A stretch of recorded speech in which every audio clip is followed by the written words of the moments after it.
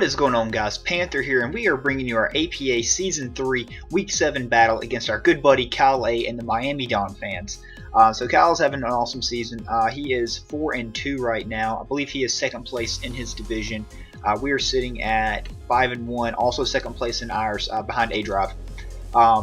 And you know, Kyle's really having a phenomenal season here. He's got a very scary team. Aside from the 6 mons that you can see up here, he also has some real power that he left on his bench as well. He has the Tapu Koko with the Hawlucha as well, so being able to come in and get that electric seed unburden boost. I really had to put some prep in there for that.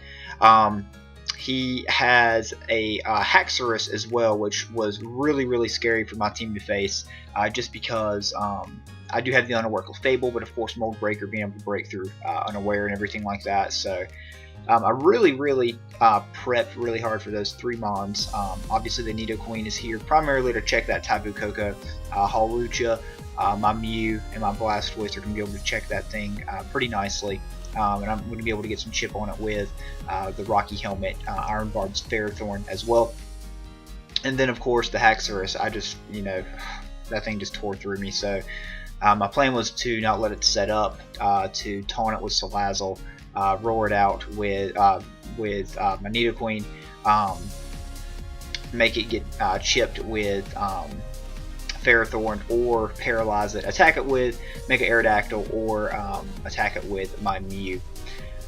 So going into this, I didn't really have a great feeling about this battle, just because his offense, his team is very offensive, my team's very defensive. Really, aside from the Porygon 2, the Tizarina, and the Reuniclus, his team's really offensive. So really was nervous for this battle. Really wanted to be able to live com this battle as well, but ended up battling a little bit later at night, and it was a little bit after the deadline for week 7. Kyle was, I think he was in the middle of moving, so I didn't get the opportunity to live com, so I do apologize for that. Really did want to bring this to you guys live, but just didn't get the opportunity to this week. So hopefully in week 8 we'll be able to bring the live com back for that one. But anyways, guys, we're going to go ahead and jump into the battle here. So I really thought that, just looking at his team, that my very best lead was going to be my Ferrothorn. So there's only really one thing on his team that really threatens me out, and that would be the Darmanitan, which outside of my Blastoise just kind of tears through my team. So we're going to go ahead and jump into things here, and we're just going to go ahead and kick things off. So we decided to lead with our Ferrothorn. Hazards are going to be really important for me here in this match. My plan going into this was really to hazard stack, just with his team being so offensive, just to hazard stack and just, you know, kind of phase his team around. Try to make him not switch as much. But anyways, so he leads with the Darmanitan. Obviously that threatens us out, so we are really forced to switch out. I've got to go into my Blastoise. It's my only resist. I mean, obviously Aerodactyl and Salazzle resist, but I don't want to stay in for that. And he makes a very good play, goes for the U-turn turn 1. I almost stayed in there, but I was just like, it's not worth the risk. It's really not, just to get a layer of spikes up. It's not worth it. So he goes into the Seismitoad as I try to Toxic it, and he substitutes. He's in my head, turn 2 into the game. He's already predicted me twice, and yeah, he's kind of got us on our heels for this one already. So I figured he would probably just get his rocks up with Toad, but he ends up having some awesome prep there again, and he subs up to avoid our Toxic. So he's probably Water Absorb, really to check this Blastoise. So I've just got to roar him out, and good thing that goes through sub, because I'd be in trouble if it didn't. So he gets his rocks up. In comes the P2. And here, the Porygon's really annoying for my team, as you can see. My only physical attacker is my Mega Aerodactyl, and it doesn't even two-shot it if it's the right spread. So I go for the Toxic. We hit it on the Reuniclus here coming in, and we do see some toxic damage, so that leads me to believe that he is Regenerator, and I do believe we find out he's Regenerator later. I don't remember off the top of my head at the moment, but I'm pretty sure he's not Overcoat. So we go ahead and spin away the rocks here, and this ends up being a mistake as well, to be completely honest. So we spin away the rocks. He hits us with a Psychic. He ends up being Choice Specs Psychic. Brings us down in range of our Mago Berry. We pop our Mago, get back up to half, but that Mago Berry is going to come in handy later in the match, as you're going to be able to tell. He just did a tremendous amount to us with that Psychic, so that hurts.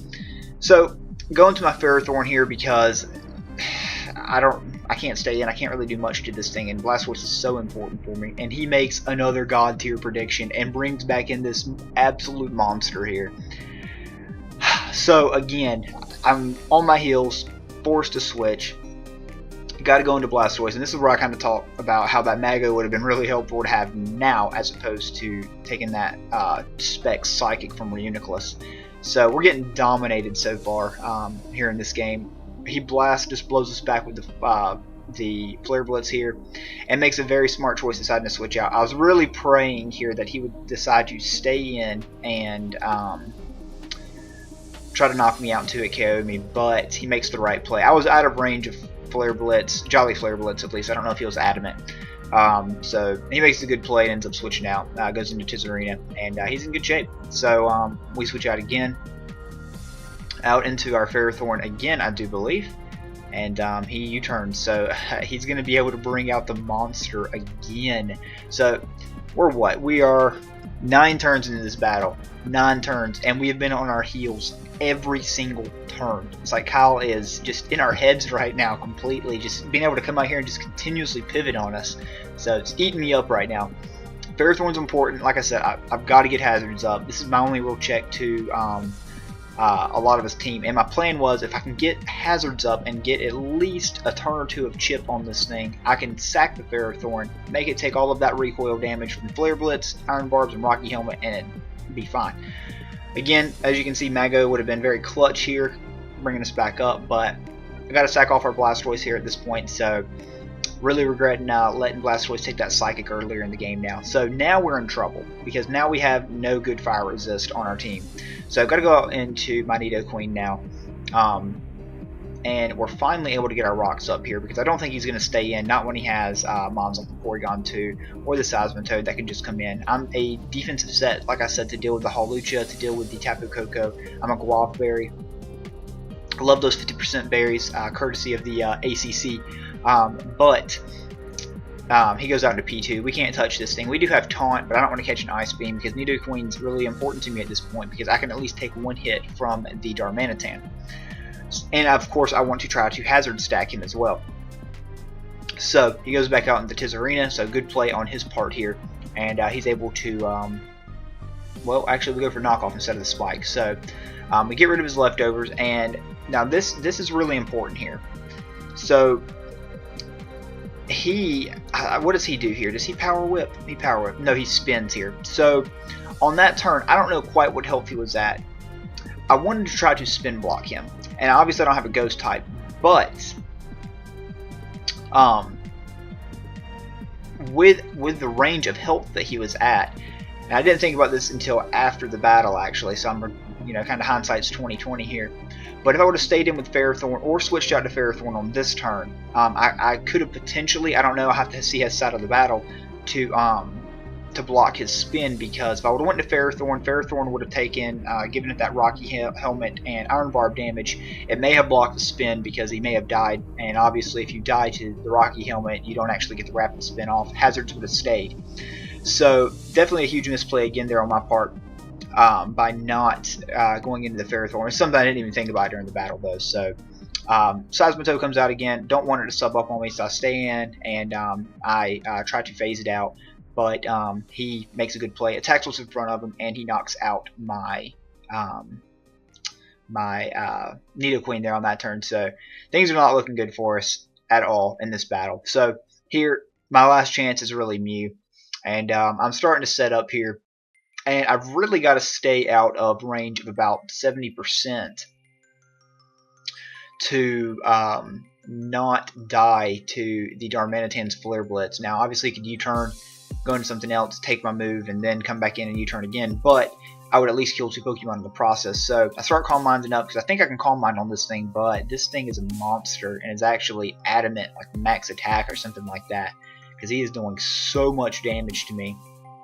So this is kind of hopeless here, and thought about this again later as well, because I was just kind of really wasting time here, just Calm Minding up and roosting. So the battle gets a little stally here at this point, because I really felt like this was my only chance at all. But there's no way I could have. So I go ahead and attack here, and we do a lot to the Seismitoad. I don't know what type of HP investment that I had, but you know, it definitely is adamant, and it has a ton of attack investment to be doing that much to my Mew. So, yeah, we're kind of fighting a uphill battle here because we start roosting up, trying to get to a good amount of health. You see, we're at 19 right now. I believe we end up on 41 or something like that at the end of this turn, which just isn't enough really to really do much with. But you know, the good thing here is that we're not getting 5-0'd at least by knocking out this thing. So that's the good thing. That's the good thing. So roost up with Mew again. This is the turn I end up on like 40. So we're gaining about like 12 health or something like that. And that's when I kind of realized, yeah, it's just pointless because I can sit here and stall this thing and try to roost up as much as I can on it. But Darmanitan just comes back out and just clicks buttons against me. Now, if he didn't have the Scarf Darmanitan, I was faster than the Haxorus because I was timid. So I would have been in good shape if it was not Scarf, but it's something that didn't even occur to me until about this point when I stopped roosting. I was like, there's no point in this because he just brings back out Darm again and just gets his kill. So I want to keep around Mew because it's really my last chance. And I have Ferrothorn still, and it's like, alright, so now's the time just to kind of, you know, hit the nuke button on this. This is the absolute most damage I'm going to be able to do to it. So I may as well go ahead and just send it in. Let it catch the, take the Flare Blitz, but do all of this recoil back to it. So there's the Iron Barbs. There's the Rocky Helmet. There's the Flare Blitz recoil after we die, I'm pretty sure. And now he's almost in range of rocks. I believe he has one more rock switching if I can get them up. But my Nidoqueen's dead, so that doesn't matter here at this point anyways.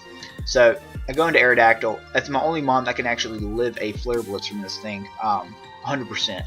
So I 100% live with Aerodactyl, one Flare Blitz. So it's in for one time. Because Salazzle has a chance to die after Stealth Rock, and Mew, obviously at 42 health, cannot take it. So my only chance here in this battle now is for Aerodactyl to really just come in and put in some clean work, because I'm in trouble otherwise. So go for the Aerial Ace on the switch, because it just was my best move. I didn't want to miss Stone Edge or anything like that.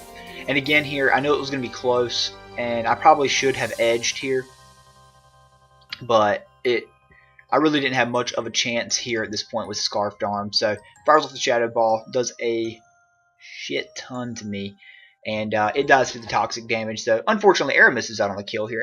Air's been pretty clutch this season, so did want it to get the kill, but just missed out. But now I'm 100% in range of this Scarfed Darmanitan's Flare Blitz, but he comes back out and he Rock Slides. So going for that super effective hit on the Salazzle as well. And that's fair because Flare Blitz is a roll to kill Salazzle, and if I'm able to knock this thing out, then I have a small chance with Mew, because all he has left is the Scizor and the P2, just depending upon how he plays. So I'm praying for a miss here at this point. We do not get it with the Salazzle, and it's not looking good. It's not looking good. So like I said, if we can manage to kill this thing, and he goes Porygon before he goes Scizor, we have a small chance of winning, but not much. So he goes to the Rock Slide. He cleans us up here. Darmanitan picking up 5 kills against us, and that's going to be GG to Kyle. So that's a 3-0 loss here. We are 5-2 now on the season. Forget my differential off the top of my head, but currently we are still second in the division, so that is the good thing at least. But really good prep there on your part, Kyle. Just really had nothing for that Scarfed Arm once Blastoise went down. But you know, it was a really good match. You had some really amazing prep with the Seismitoad and everything like that. Scarfed Arm just blew me back. Scizor didn't even hit the field, so I don't even know what set it was. Porygon didn't really show much either. I just saw Ice Beam, I believe, so he didn't even need it to beat me. So yeah, we took a tough L this week. We made a lot of misplays, and I was kind of disappointed with the way that I played because I really wanted to give Kyle a better battle than that. Brought some heat with the Mew and everything like that. I won't really reveal too much about it just because I want to save it just in case we do meet in the playoffs, which is pretty likely. Just seeing how our seasons are going. I'm going to knock on some wood now because we definitely could still get caught because our divisions are so close. But good luck the rest of the way to you, Kyle. Just do me a favor and beat down Crimson and A-Drive in the next 2 weeks for me. That would be much appreciated for me in the playoff race. But again, good game to you, man. Thank you so much for watching, guys. You know, I don't even need to say this, but be sure to check out Kyle's channel. It's in the description down below if you have not checked him out already. Has some really great content up on his channel. Really cool league battles. Has an awesome new intro, so be sure to go check that thing out. And yeah, guys, again, thank you for watching, and until next time, we'll see you.